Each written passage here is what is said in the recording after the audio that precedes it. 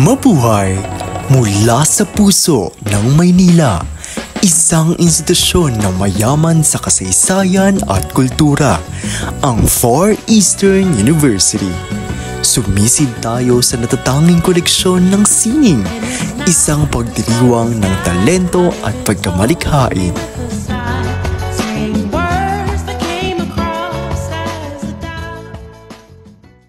Unahin nating itampok ang mga obra maestra ni Antonio Dumlao na nagbibigay buhay sa maalamat na sari-manok. Ito ay nahati sa tatlo, ang sari-manok at ang sari-manok pro at tail. Ang sari-manok ay isang alamat mula sa katimugang bahagi ng Pilipinas, partikular sa mga Maranao sa Lanao del Sur. Ang kahulugan ng salitang sari-manok ay nagmula sa salitang sari na nangahulugang tela o damit, isang simbolo ng kayamanan at kapangyarihan. Ginamit niya ang pagbibigay pugay sa alamat na ito gamit ang isang kakaibang medium, ang stained glass. Ang obrang ito ay halimbawa ng sculptured glass ni Dumlao. Gamit ang mga basag na botelya, dinurog na salamin na may iba't ibang kulay at isang matibay na polymer, nilikha niya ang obra na ito. Ang estilo niya ay katulad ng pamamaraan ng cloisonne, isang teknik kung saan ang mga kulay na salamin ay inilalagay sa mga nakurbang metal.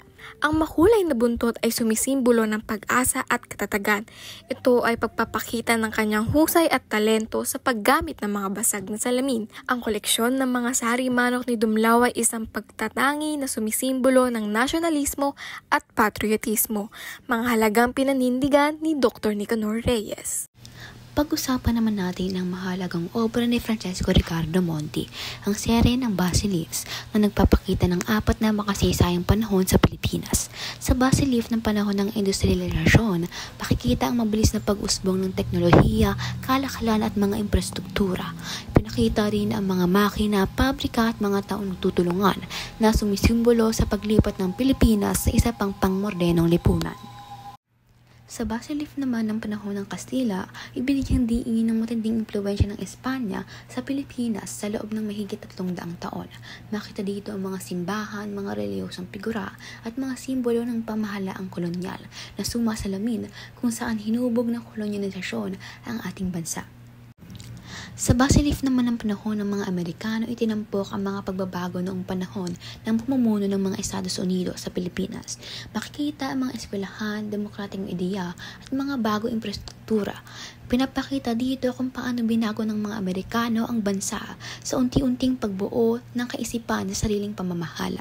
Ang huli, sa Basilief na panahon ng mga Chino, ibinigyang pukay ang matagalang relasyon ng Pilipinas sa bansang China. Pinapakita dito ang kalakalan, palitan ng kultura at kahusayan natin sa sining. Patunay ng napakalaki ng ambag ng Chino sa ating pagkain, negosyo at sining, pati na rin sa ating tradisyon. Sa pamamagitan ng apat na Basilief na ito, hindi lamang basta dekorasyon ang ginawa ni Monti, kundi isang makasining na paraan ng pagsasalaysay na kasaysayan ng ating bansa. Ang kanyang obra ay paalala sa atin kung saan tayo nagmula at kung paano natin dinala ang ating nakaraan sa ating kasalukuyan.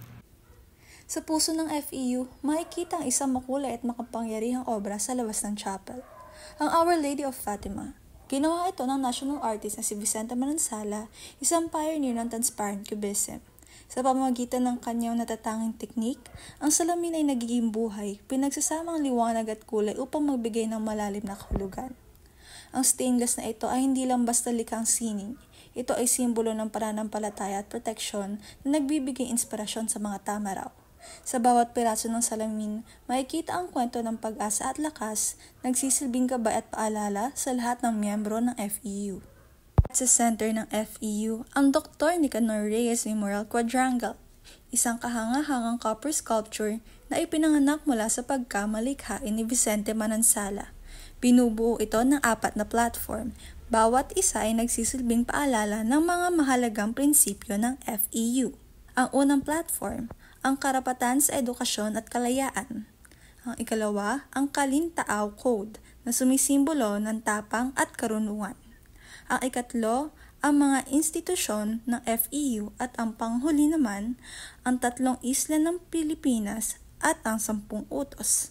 At dahil gawa ito sa purong copper, ang orihinal nitong kulay na ginto ay unting-unting nagiging pati na green na sumisimbolo ng FEU banner. Isa sa mga obra ni Carlos Botong Francisco na talaga naman tumatatak sa masa ay ang Crucifixion na makikita sa loob ng FEU Chapel. Hindi ito ang tipikal na imahe na nakapako at naghihirap na Kristo. Sa halip, makikita natin si Kristo na tila lumulutang na parang isang espiritong malaya na mula sa bigat ng katawan. Ginamitan ni Botong ng Veronica's veil, hindi lang sa muka kundi sa buong katawan. Kaya may pakiramdam tayong parang sinasaksihan natin ang mismong huling sandali bago siya tuluyang magpaalam sa mundo. At mula sa imahe ng pag-akyat sa langit, dadako naman tayo sa isa pang serye ng sakripisyo, ang Stations of the Cross. Kung may kwento ng pag-akyat, syempre may kwento rin ng paglalakbay ng pagdurusa. Dalawang paaralan lamang ang nabigyan ng version ni Botong ng Stations of the Cross. Ito ang Don Bosco at FEU. Dito, inilalarawan niya ang bawat yugto ng hirap at sakripisyo ni Jesus mula sa pagkakahatol hanggang sa kanyang kamatayan. Gamit ng kanyang natatanging estilo ng moralismo, ginawang buhay ni Botong ang bawat eksena, hindi lamang bilang isang relihiyosong kwento, kundi bilang paalala ng pananampalataya, pag-asa at katatagan.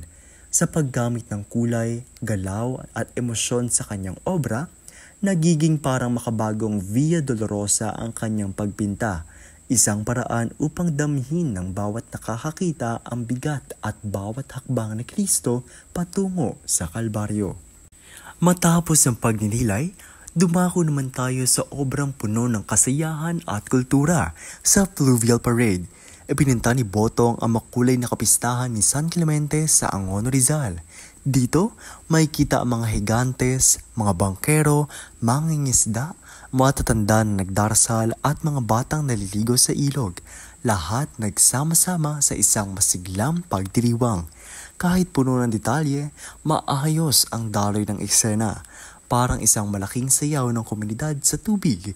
Sa bawat galaw at kulay, mararamdaman mo na para kay Botong, ang kultura ng Pilipino ay isang selebrasyon ng pananampalataya at buhay. Ang piyeta ni Michelangelo na nilikha mula 1498 hanggang 1500 ay isang obra maestra ng Renaissance na nagpapakita kay Birheng Maria na nagdadalamhati sa katawan ni Jesus at matatagpuan sa St. Peter's Basilica sa Vatican City. At bilang parangal, lilikha ni Napoleon Abueva, isang Pilipinong eskultor, ang kanyang bersyon ng piyeta na may katangiang Pilipino na isang donasyon sa Far Eastern University na nagpapakita ng universal na tema ng pagdadalamhati at sakripisyo ng isang ina. Ang bayanihan naman ay isang mahalagang tradisyon ng mga Pilipino na sumisimbolo sa pagkakaisa at pagtutulungan. At sa makabagong interpretasyon ni Robert Coe, inilarawan niya ang bayanihan sa lungsod ng Maynila na tampok ang Far Eastern University bilang puso ng pagkakaisa na nagpapakita ng tapang at determinasyon ng mga Pilipino na magtulungan para sa mas magandang kinabukasan. At panghuli naman ay ang tamaraw, isang critically endangered na maliit na kalabaw na endemic sa Mindoro, ay simbolo ng katatagan at determinasyon ng Far Eastern University kung saan ito ang kanilang mascot. Ang life-size bronze sculpture na nilikha ni Peter de Guzman ay makikita sa gitna ng luntiang hardin ng FEU. Ang obrang ito ay nagpaparangal sa natatanging lugar ng tamaraw sa kulturang Pilipino at nagpapakita ng pangako ng FEU sa konserbasyon at pagpapalaganap ng kaalaman tungkol sa kalikasan.